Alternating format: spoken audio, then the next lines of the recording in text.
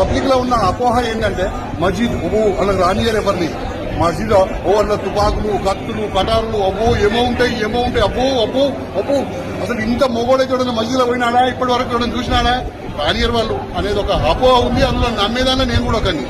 నేను వృత్తిరీత్యా police department లో పనిచేసిన. నేను ఇంత లోపలికి ఎప్పుడు రాలే. మళ్ళా నేను దగ్గర వరకు వచ్చిన గాడికెళ్ళే పోయినా కానీ ఈ రోజు వస్తే నేను ఇలా అనుకున్నా కూడా స్నానం చేసి మంచిగా నిన్న స్నానం చేసుకుని వచ్చిన. ఎందుకు వచ్చినా నీతి నిజాయితీ న్యాయం ధర్మం అనేది ఉంది కాబట్టి పవిత్ర స్థలంలో పోతున్నాం, మంచిగా పోవాలని చెప్పేసి వచ్చినాం. మంచి స్థలానికి పోవాలనుకుని వచ్చినాం, మంచి స్థలానికి చేరినామని కూడా నమ్మినాం. ఇక్కడికి వచ్చినాక మాకు అవన్నీ చూస్తుంటే ఆహా భగవంతుడు నిజంగా ముస్లింస్ దగ్గర ఎంత కటుత్వం ఉంది అనేది ఒక పబ్లిక్ లో ఉంది. మరి ఇంత మంచి ముస్లింస్ ఉన్నారు, ఇవన్నీ క్లాసెస్ పెట్టి వ్యవస్థను ఎందుకు మార్చలేకపోతున్నారు వీళ్ళంతా? అయితే ఇటువంటి వ్యవస్థకు ఇటువంటి వాళ్ళు అవసరం.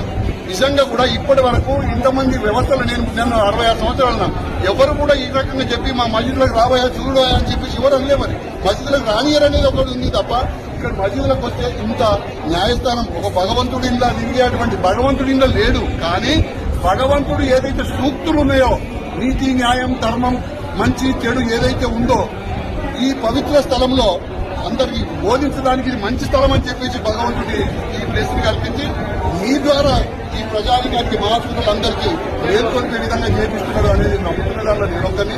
మీ అందరికీ ప్రత్యేకంగా ధన్యవాదాలు.